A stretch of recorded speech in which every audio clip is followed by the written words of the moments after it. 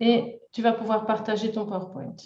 À mon avis, tu dois me donner l'autorisation parce que je vois l'animateur a désactivé le partage. OK.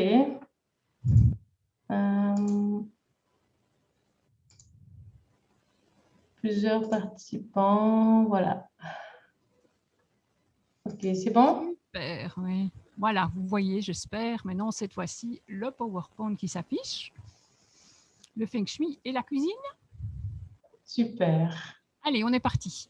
On est parti. On est parti. Donc, on avait effectivement parlé du menu, du programme de ce soir. C'est spécialement la cuisine et le Feng Shui. Donc, je t'interromps, Bénédicte, tu peux peut-être le mettre en grand, comme ça. Oui, c'est en grand. Non, non, là, allez, en option, tu vois en bas à droite, pour que ça défile, pour qu'on ne voit pas tous les slides à gauche. Ouais, c'est bien. Ouais, c'est bien. Vas-y. Voilà. OK, voilà. Comme ça, c'est mieux. Alors, le Feng Shui, je ne sais pas si vous avez déjà des notions, effectivement. Vous avez lu des livres éventuellement, suivi certains cours. C'est un art millénaire qui a son origine principalement en Asie, en Chine, Japon et en Inde. En Inde, ça s'appelle principalement le Vastu. La traduction, c'est en quelques mots, c'est le vent et l'eau. Donc, c'est le lien et l'harmonie entre deux éléments qui sont repris, je dirais, dans le Feng Shui. Il y en a 5 au total que vous allez découvrir qui sont importants aussi dans votre cuisine. Donc, le but du Feng Shui, en quelques mots, c'est harmoniser tout ce qui vous entoure, que ce soit, je dirais, le décor, que ce soit votre habitation, l'entreprise, vos jardins, la construction. Donc, tout est important. En fait, en quelques mots, parce que c'est parfois difficile à expliquer, c'est l'acupuncture de votre habitation. Donc, qu'est-ce qu'on va faire? On va diviser, je dirais, votre habitation, tout simplement comme une petite tarte de fromage en petits quartiers. Et chaque quartier va représenter, je dirais, un secteur important de votre vie. Donc, il y en aura 9, parce que le milieu sera toujours, dit le Tao, et on va effectivement le considérer comme vide. Donc, il y aura 8 petits secteurs importants. Il y aura la famille, le couple, la santé, la carrière. Et comment fait-on effectivement pour faire une expertise ou appliquer le Feng Shui chez vous et notamment dans votre cuisine? Eh bien, tout simplement, on prend un plan de préférence de votre habitation ou de la pièce à analyser ici en proprement dit sera la cuisine. Et donc, nous allons superposer cette petite forme géométrique que vous voyez à l'écran, qui s'appelle un bagua, un pakwa en chinois, et qui représente donc toutes ces zones de votre vie. On va le superposer, je dirais, à ce plan, et on va découvrir que dans chaque zone, vous avez un équilibre à trouver, les couleurs, les matières, les objets. Tout a de l'importance parce que chaque objet a une relation avec l'être humain et notamment, vous allez avoir certaines vibrations, ce qu'on appelle aussi l'énergie qui doit circuler, qui est appelée plus précisément le chi. Alors, vous allez me dire, mais quel est l'endroit idéal dans une maison, soit à construire, pour placer notre cuisine? Eh bien, il y a deux, vous voyez ici le petit bagua, il y a deux espaces qui sont, je dirais, de préférence. Vous avez ici au sud-est, alors, attention, vous allez me dire, oui, mais le sud-est, le sud, c'est pas de ce côté-là. En Feng Shui, évidemment, on fait tout à l'envers. C'est-à-dire que le nord se retrouve ici, au niveau de votre nombril.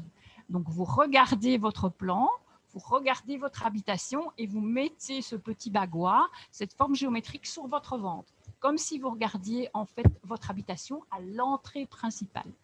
Et donc, en général, vous allez voir que la cuisine, dans beaucoup d'habitations, se retrouve dans deux secteurs prioritaires. Donc, vraiment sud-est, donc c'est en général souvent vers le jardin. Et donc, ça, c'est la zone ici, ce qu'on appelle prospérité, richesse. Et nous avons juste à côté quelque chose qui va plus nous parler, ce sera la zone santé et famille.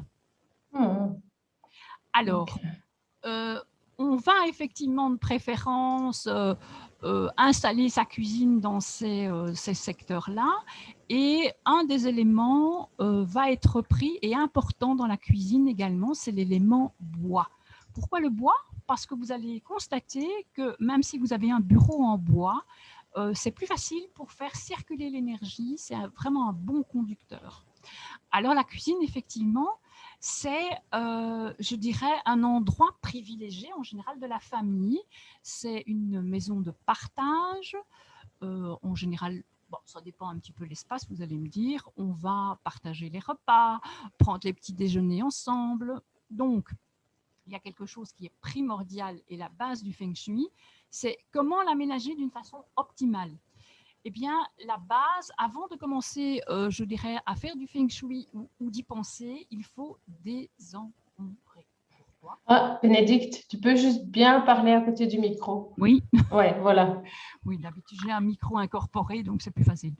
Donc, je disais comment l'aménager d'une façon optimale. Eh bien, tout simplement, il y a quelques bases importantes à respecter. Votre cuisine doit toujours être bien dégagée, propre, pas de déchets qui restent, je dirais, dans votre évier, par exemple. Ce sont ce qu'on appelle une mauvaise énergie, appelée un sharshi en chinois. Et elle doit être bien rangée.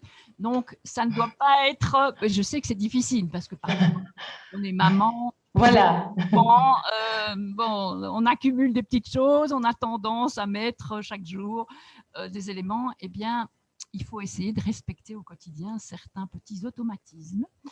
Alors, tu vas nous donner peut-être des trucs et astuces par rapport à ça? Oui. Parce qu'honnêtement, voilà, nous, on est une famille de 5.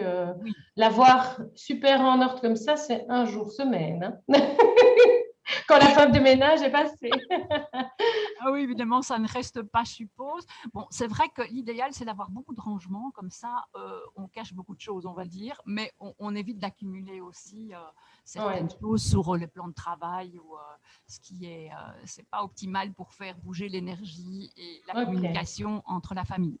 Donc, il faut toujours, comme ce soit, c'est une base en feng shui, que ce soit dans votre cuisine, votre bureau ou votre chambre des parents, vous devez toujours avoir la vue quand vous cuisinez vers la porte, c'est-à-dire que si vous avez un invité qui rentre, effectivement, vous devez être en sécurité et pas d'eau. Vous ne devez pas cuisiner, je dirais, d'eau à votre porte d'entrée. C'est très important. Alors, effectivement, le désordre, c'est une chose primordiale à faire attention. Ranger la cuisine. On en parlera un petit peu dans quelques minutes. C'est soit évidemment utiliser soit des couleurs vives qui, je dirais, mettent une énergie un petit peu plus stimulante dans votre cuisine, ou alors si vraiment vous avez trop de stress, repeindre, je dirais, dans certaines couleurs, on va le voir dans quelques minutes, pour être je dirais, une harmonie un peu plus apaisante. Alors là, j'ai un petit exercice à vous faire. Est-ce que vous voyez les deux petits dessins de la partie cuisine? Donc à gauche, vous avez une croix rouge, vous avez un frigo, vous avez une taque électrique et un four, et juste à côté, vous avez la même photo, mais un petit détail. Je ne sais pas si vous voyez ici ma petite flèche. Vous pouvez participer dans le chat. Hein. Oui, parce que je vais vous poser une petite question. Le chat, c'est en bas, donc il y a une petite bulle qui s'appelle discussion, et donc vous pouvez participer voilà, dans le chat.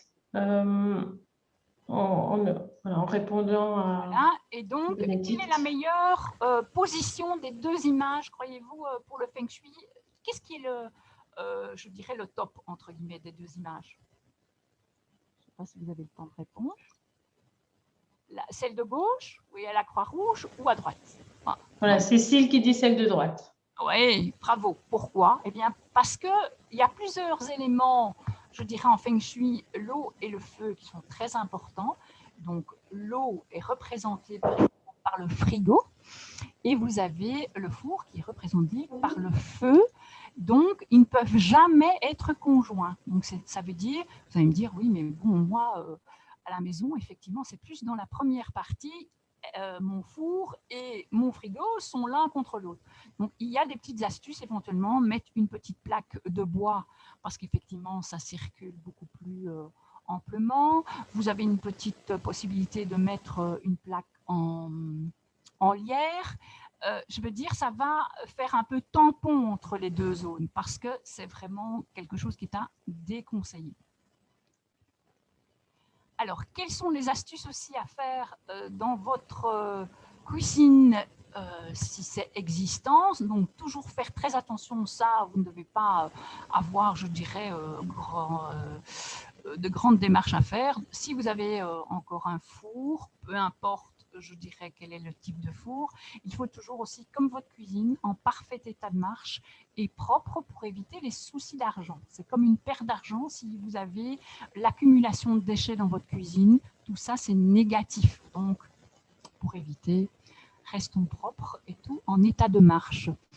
Alors, si vous avez un îlot central, c'est l'idéal, mais l'idéal aussi, c'est d'avoir je dirais, ou un plan de travail avec des bouts arrondis. Comme ça, vous évitez effectivement, premièrement pour les distraits, on en connaît, de s'accrocher dans les, dans les coins pointus, mais aussi parce que l'énergie, le chi, va mieux tourner dans votre cuisine en fait. Ok, mais n'oublie pas le micro, hein, Bénédicte, parce qu'on n'entend pas. D'accord, je vais me rapprocher. Je regarde le timing en même temps. Ouais. Et donc, la matière, effectivement, je vous proposais de mettre du bois. Alors, un petit quiz, pour pas que vous vous endormiez quand même. Là, vous avez 3 photos. Si j'ai déjà donné certaines astuces, vous avez une idée de la cuisine, entre guillemets, qui pourrait être déjà un petit peu plus sympathique, je ne dirais pas idéal, mais qui serait déjà en bonne démarche. Soit vous avez une cuisine blanche, je dirais très austère, avec un plan de travail central, un îlot central. Là, un îlot central qui est déjà un peu plus découpé, plus lumineux. Et là, vous avez toute une partie en bois. Vous avez des arrondis. Je vous aide. Hein. Et alors, je suppose que vous avez effectivement peut-être deviné que ce sera la 3e partie parce qu'il y a des éléments, on va le voir dans quelques minutes, il y aura quelques plantes déjà, si c'est dans la zone de santé, on va activer un petit peu cette source de nature dans votre cuisine, simplement en mettant, je dirais, un petit peu de fleurs ou une plante, ça va aussi prendre les mauvaises énergies électromagnétiques, on en reparlera plus tard. Alors, Catherine qui nous dit qu'elle a toujours entendu dire que le bois comme plan de travail était porteur de bactéries. Qu'en est-il du grès du granit, par exemple? Disons que point de vue bactéries et aussi éviter, je dirais, les coups et les brûlures, des choses comme ça, la meilleure partie, et qui est naturelle, c'est le decton. Je ne sais pas si vous connaissez, c'est comme un genre de pierre. Et là, vous pouvez, bactéries et tout, rien à faire, c'est le top du top. Bon, évidemment, c'est plus onéreux, mais franchement, moi, c'est ce que j'ai mis dans ma nouvelle cuisine. Et vous évitez tout ce problème, effectivement, de bactéries. C'est clair. Alors, on va continuer avec les couleurs idéales. Donc, je vous disais tout à l'heure, les 2 petites zones. Les zones de richesse qui étaient sud-est, c'est aussi les éléments bois. Et donc, on va se rendre compte que le Feng Shui conseille, je dis bien conseille, certaines couleurs en priorité, le vert, le bleu, le mauve, le jaune. Pourquoi? Parce que c'est la richesse, c'est l'or, c'est la prospérité. Vous avez dans la zone juste à côté, qui est la zone santé et famille, on va mettre en particulier plus des couleurs qui vont faire appel à la nature, donc le vert ou le brun foncé, qui vont être plus propices à une énergie vivifiante. Vous allez me dire, oui, mais moi, je n'aime aucune de ces couleurs. C'est pas grave, il y a toujours des solutions en Feng Shui, c'est-à-dire que vous ne devez pas mettre, par exemple, la crédence en vert ou tous vos murs en verre. Vous mettez simplement des petits accessoires ou un accessoire. Tel est le cas ou des plantes. Des Oui, voilà, plantes. ma cuisine, par exemple, j'ai horreur du verre et elle était dans la zone santé et richesse, les deux zones, ça peut être effectivement commun. Et donc, j'ai mis une petite plante. On Ou, essaie. voilà, ou des herbes, hein, comme le basilic, Oui, voilà, toutes les effectivement, petites en herbes en général, pot. si on veut cuisiner avec des herbes fraîches, on peut Mhm. l'utiliser. Pour ceux qui ont un petit peu besoin de plus de dynamisme et de créativité, je dirais, dans leur cuisine, on peut mettre des couleurs un peu plus peps, comme l'orange, le rouge, qui symbolise effectivement le partage, quelque chose de plus... Mais évitez aussi, par exemple, de peindre tout votre cuisine, je dirais, à la même couleur, parce que ça pourrait aussi faire un excès. Donc, ça peut être d'un déséquilibre dans votre pièce, ce qui n'est pas idéal. Alors, si vous avez parfois des problèmes, je dirais, de communication dans la famille, les parents, les enfants, adolescents, dans certains cas, on va mettre peut-être des éléments ou une couleur plus le jaune pour effectivement pour le partage et la communication, pour la communauté soit un peu plus sereine. Vous allez me dire, oui, mais qu'est-ce que je peux faire éventuellement dans ma cuisine pour éviter tout ce qui est électromagnétique, ce qui est effectivement très nocif pour notre santé. Et eh bien, bon, je ne vais pas vous dire enlever votre micro-ondes. Je pense que dans la majorité des cas, on l'utilise. Bon, c'est sûr que si vous le faites tourner, il ne faut pas être à proximité. Il faudra 2 mètres pour éviter, je dirais, toutes les ondes négatives. Mais on peut proposer une plante qui s'appelle le grassula. Et donc, c'est une plante qu'on met aussi dans les bureaux pour éviter tout ce qui est électromagnétique des ordinateurs et des choses comme ça.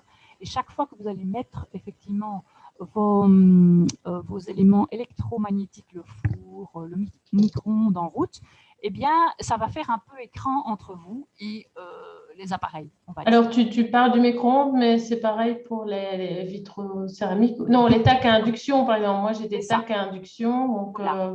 Voilà, tu peux mettre cette par petite exemple plante. une petite plante à proximité et ça va déjà prendre un petit peu cette énergie négative qui, Ok, effectivement, ça va faire un petit mur, quoi, entre guillemets. d'accord. Alors, vous allez me dire, est-ce qu'il y a des éléments, des outils à ne pas mettre à la vue de tous dans une cuisine? Ben oui. Oui, oui, oui. En Feng Shui, effectivement, il y a, je dirais, des éléments qui sont vraiment à proscrire à la vue de votre famille, mais aussi des invités. Quand vous rentrez dans une cuisine, bon, dans les années 70-90, pour ne pas le citer, il y avait des grandes barres Ikea avec des petits crochets, je ne sais pas si vous vous rappelez, pour Alors, mettre. il n'y a pas que chez Ikea, Oui, hein, non, enfin, je veux dire, c'est la première idée qui me vient à ouais, l'esprit. ouais. Non, mais je veux dire, même dans les restaurants, Oui, on a les couteaux sur les c'est ça. aimants On a vraiment les outils, je dirais, de à cuisine. portée de main. Voilà, c'est ça. Et donc, ça, il ne faut pas faire. Non, non, Bah, en tant que chef-coq, je veux oui. dire, c'est bien pratique, mais Ah, bon, je sais. Moi, j'ai changé toute ma cuisine. Effectivement, c'était ok. réflexe. Donc, éventuellement, mais bon, ça, on n'a pas toujours une cuisine super, je dirais, sur mesure. Et on peut les ranger dans un tiroir ou alors vraiment un petit panier décoratif pour éviter déjà de voir la lame qui fait Ouais. l'insécurité en fait. C'est Bon, vrai que ce tiroir de couteau, comme dit c'est sympa, hein. Cathy, je ne connaissais pas du tout. Je ne savais même pas que ça existait. Voilà. Ça m'éviterait de me couper de temps en temps en prenant mes couteaux dans le tiroir. Et donc, c'est peut-être moins pratique parce qu'évidemment, si tu te dis, oh, j'ai besoin d'un couteau en dernière minute, c'est pas toujours. Ouais, C'est un peu plus sportif, mais malgré ouais. tout. Alors, nous avons effectivement un élément qui va rejoindre, je dirais, la pensée première de Hilde, c'est l'alimentation. Eh bien, l'alimentation Feng Shui, vous allez me dire, oui, qu'est-ce qu'on doit faire dans certains cas? Eh bien, c'est tout simplement l'origine de la macrobiotique. C'est basé sur le principe du yin et du yang. Qu'est-ce que c'est le yin et le yang? Pour ceux qui sont néophytes, eh bien, le yin, c'est tout ce qui est la partie féminine, et le yang, forcément, c'est le contraire, c'est le côté masculin. Donc, le but de la macrobiotique est l'atteinte d'un équilibre, effectivement, autant pour le corps humain, donc ça, on le verra aussi dans certains cas en médecine chinoise, pour l'environnement et tout ce qui vous entoure, l'univers en particulier. Donc, Le micro. c'est, je n'ai pas l'habitude avec celui-ci. Donc, on va reprendre effectivement les éléments, je dirais, importants en Feng Shui qui sont le feu, le bois, l'eau, le métal et la terre. Et ça va être, on va le transposer à l'alimentation, entre guillemets. Donc, il va avoir par saison, je dirais, des préférences de cuisiner des aliments plus de saison, local, et on va essayer de trouver un équilibre, en fait, dans certains aliments yin et certains aliments yang, pour effectivement essayer de, je dirais, d'avoir un déséquilibre dans le corps et ce qui amène, dans certains cas, maladie. Alors, on va le voir ici un petit peu plus loin,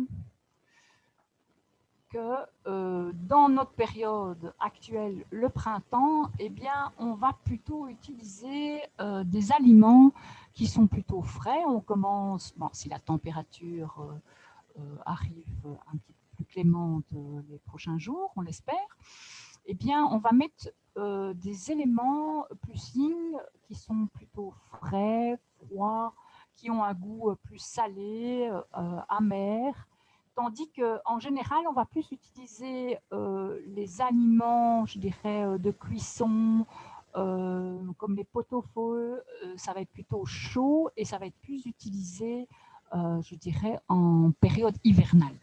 Oui. Mais je n'ai pas très bien compris, en fait, la slide d'avant, la différence. Bien, tu vas avoir, je dirais, chaque fois des composantes, je dirais, pour les 5 éléments. Ils vont se rebaser et transférer, je dirais, dans toutes les parties, dans tout l'environnement, que ce soit ton corps, que ce soit les 5 éléments de points cardinaux, que ce soit les 5 organes, c'est toujours la même chose. C'est transféré à plusieurs sciences, on va dire, en médecine chinoise, en astrologie et en alimentation. Ah, ok, d'accord. C'est toujours répétitif en ligne. Enfin, mais oui, on d'accord. va voir que la base est transposée dans, je dirais, dans ton environnement, dans ton corps, dans ton alimentation. Donc, il y a des aliments qui refroidissent et des aliments qui réchauffent. C'est ça, effectivement. Donc, yang, chaud, et froid, yin. Alors, on va, je dirais aussi, regarder à l'équilibre dans notre corps humain. Si on est plus stressé, on va effectivement devoir doser avec certains aliments plus équilibrants. Ou alors, on constate dans certains pays, par exemple tout ce qui est les pays nordiques, on a plus une alimentation un petit peu, je dirais, plus d'aliments cuits, et celle du Sud, effectivement, dans tout ce qui est Italie, Espagne, Grèce, on va se rendre compte qu'on cuisine, enfin, on utilise plutôt des aliments crus, surtout en été, je dirais en différentes saisons. Donc, on va utiliser toujours ces aliments en bois qui est lié au printemps, à la renouveau, la renaissance. En ce moment, c'est vrai que le légume un peu favori, ça va être les asperges, par exemple. C'est clair, les légumes verts, plutôt de la volaille, des herbes fraîches, beaucoup de salades. On va l'utiliser aussi, vous allez voir, plus en été. Des germes de soja, des laitages fermentés, des fruits mûrs. Et en été, on va faire beaucoup de mélanges de légumes frais, de fruits, ou que ce soit beaucoup de tomates, ça c'est l'élément Feng Shui, je dirais, vraiment à utiliser en été, des salades, peut-être moins de viande par contre, on fait beaucoup de barbecue. Et on va prendre aussi du tofu, ce qui est pas mal utilisé en été. Et donc, si j'ai bien compris, la cuisine Feng Shui respecte les saisons, oui. C'est bien ça? Tout à fait. C'est comme le cycle en fait, hein, c'est chaque fois le cycle. Donc, il y a une direction, oui, c'est un peu les légumes et fruits de saison. C'est ça. Voilà. Et respecte aussi notre corps, entre guillemets, si on est plus yin ou plus yang. Okay. On doit toujours Et, avoir un équilibre entre les et deux. comment est-ce qu'on sait si on est plus yin ou plus yang? Ça va être aussi notre caractère, entre guillemets, qui va Mhm, former, je dirais, certains éléments. Si vous êtes plus masculine, vous avez, je dirais, une force de caractère. On va avoir une force un peu plus, je dirais, présente, qui aura un habillement un peu plus masculin. Donc, on va voir déjà la créativité, par exemple, c'est plus un côté beaucoup plus yin. Et mhm. donc, l'idéal, c'est d'avoir les deux. Oui, on a forcément les deux. Mhm. Mais parfois, on a un déséquilibre. Il y a des Ok, personnes qui sont plus masculines, d'accord. à doser, entre guillemets, pour Et essayer. dans notre assiette, on doit C'est la chercher même chose, d'avoir les deux. les Ok. deux. Alors, on doit favoriser aussi, je dirais, pour l'alimentation feng shui dans notre assiette, c'est comme dans notre habitation, notre entreprise, l'environnement, c'est des choses vraiment plus vivantes. Quand on parle de vivantes, ben, c'est avant qu'ils passent à la casserole, c'est les légumes, je dirais, avant d'être cuits, les aliments racines, ça c'est plus les légumes d'hiver et la période, je dirais, de fin d'année, les carottes, les navets, qui donnent une énergie peut-être plus forte qu'on a besoin en cette période, je dirais, hivernale. D'accord. Alors, vous allez me dire, oui, est-ce qu'il y a des éléments qui sont aussi plus sujets, qui sont peut-être plus importants pour notre équilibre et notre vitalité? Oui, c'est sûr, il y a des choses, je vous dirais, si vous vous souvenez, le saumon, il a déjà beaucoup plus d'énergie à brûler parce qu'il nage à contre-courant. Donc, ça va être déjà quelque chose qui est beaucoup plus rempli de vitalité qu'un calamar qui a Ah oui. une autre situation. On ne pense pas, mais c'est vrai que c'est tout à fait, Ok. énergétiquement, c'est tout à fait différent. Ah oui. Côté aussi appareil électroménager, donc je vous l'ai Ah, dit. les aliments frits donnent plus Oui, d'énergie. Là, alors, c'est pas dans l'alimentation, c'est ça. oui, mais bon. Oui, mais ça m'a toujours, parce que déjà eu des notions de macrobiotique Oui, que j'ai un petit peu oubliées. Et c'est vrai que ça m'avait toujours un petit peu, finalement, intriguée. Pourquoi est-ce que les aliments frits donnent plus d'énergie en feng shui, en tout cas, d'un c'est point de vrai vue que énergétique, oui, c'est un peu finalement. étonnant parce que c'est quand même cuit d'une certaine Ouais, façon et pas très, très, très light, ça c'est clair. ouais. Donc, je disais aussi que certains éléments dans votre cuisine sont très importants. Ben, là, tantôt, tu nous faisais savoir la vitrocéramique ou électrique, ben, forcément, ça aura plus une influence négative et on doit peut-être, mais c'est de moins en moins, je dirais, installé dans nos cuisines plus modernes. La cuisine au gaz est quand même une énergie plus positive sur les aliments parce que c'est une source naturelle, entre guillemets. Ah, bon. Alors, on va faire un petit test pour voir si on a retenu quelques informations importantes ou astuces. Alors, vous voyez ici deux photos d'une même cuisine qui est divisée en. Alors, c'est ma cuisine, hein, Oui, comme ça, vous voilà. savez. Comme ça, vous avez la. Alors, à mon avis, elle n'est pas très feng shui. Eh bien, j'allais vous demander quels sont les éléments quelque part qui ne sont pas hyper feng shui. Alors là, vous regardez quand même, c'est très carré, c'est rectangle, vous avez une table effectivement à bout pointu. Je suppose que d'ici, je vois pas, mais c'est C'est en granit. en granit, ok. De l'autre côté, vous avez ici tout ce qui est plan de travail et à bout pointu. Est-ce que c'est l'idéal?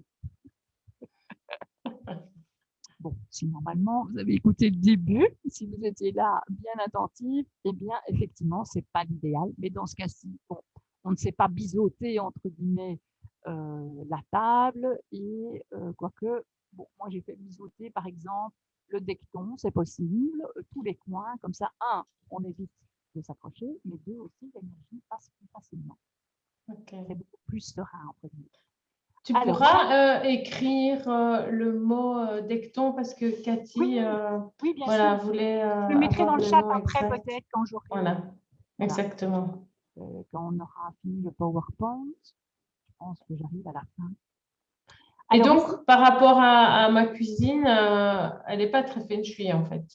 Donc, disons qu'elle est très carrée, entre guillemets, et on a des éléments qui sont sources, je dirais, où le chi est plutôt le char-chi, c'est-à-dire ouais. des angles pointus, donc c'est pas l'idéal. Mais bon, on va pas te demander, je sais que c'est encore assez récent de refaire toute ta cuisine. Ah non, mais par contre, on pourrait ajouter voilà, des choses en bois, peut-être des plantes, la fameuse plante grassula. C'est ce que j'allais Euh, dire. Qu'est-ce qu'on peut faire éventuellement si vous avez un îlot central avec des angles assez obtus et tranchants? Vous pouvez mettre même parfois des plantes ou un élément de décoration à proximité. Ça va effectivement ralentir entre guillemets le mauvais chien. ok. Alors un autre exemple ici, eh bien c'est déjà une cuisine un petit peu plus feng shui. Pourquoi? Parce que vous avez un élément, je dirais, bois.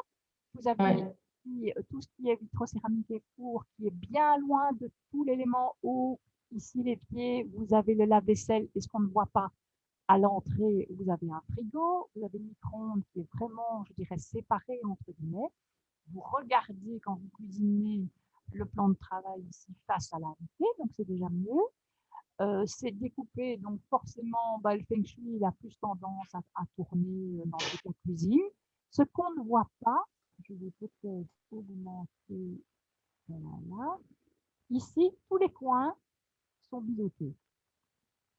Donc, ça va être déjà un petit peu plus positif. C'est pas tout à fait arrondi, mais c'est déjà mieux. On n'entend pas très bien, Bénédicte. Il faut vraiment que tu parles à côté de ton micro. Je disais que Ouais. normalement, vous avez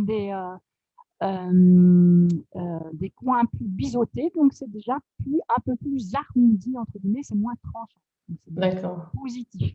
Alors, il y a des objets de déco, effectivement, qui ont été ajoutés pour être un peu yin et yang. Eh bien, vous avez le soleil et la lune. Et ici, le soleil et la lune, vous avez les deux éléments qui représentent le côté féminin et le côté masculin dans la cuisine. Parce qu'on dit que c'est plus tendance à être pour les femmes, ce qui n'est pas vrai, parce qu'il y a beaucoup d'hommes qui aiment beaucoup cuisiner, et donc c'est toujours trouver un élément équilibré et harmonieux entre le yin et le yang, le côté féminin et masculin. Eh bien, pour celles qui seraient intéressées, effectivement, il y a quelques livres qui sont, je dirais, pas mal sur le sujet. La diététique des 5 éléments par Barbara Timoni, qui reprend un peu tous les éléments du feng shui, pratique. C'est bien expliqué. Et alors aussi, Régine Saint-Arnaud, Feng Shui et Santé, qui sont, je dirais, à découvrir, pourquoi pas. Ou alors, si vous avez vraiment envie de poursuivre cette aventure, eh bien, vous pouvez nous rejoindre, enfin me rejoindre dans une session programme Feng Shui en 10 modules. La troisième session commencera au mois d'octobre. Et si vous avez besoin de mes conseils, eh bien, n'hésitez pas à me contacter, je dirais, par tous les moyens du bord, téléphone et autres. Et comment ça se passe, tes modules? C'est en Alors, ligne? c'est en ligne, c'est chaque fois des séances, tous les 15 jours, 2 heures un soir ou le week-end, ça dépend un petit peu les participants. On essaye de rassembler et de trouver une formule adéquate. La première session était le dimanche matin, la deuxième actuelle, qui est jusqu'au mois de juillet, est le mercredi. Donc, c'est une fois tous les 15 jours pour la partie théorique, entre guillemets. Et on a ce qu'on appelle des petites expertises, des exercices, je dirais, sur le terrain, chez les clients, pour effectivement faire un petit peu analyser, je dirais, ce qu'on apprend. C'est facile. Ok. Mais 10 modules, c'est raccourci quand même. Moi, j'ai fait 4 ans, donc on ne peut pas. Oui.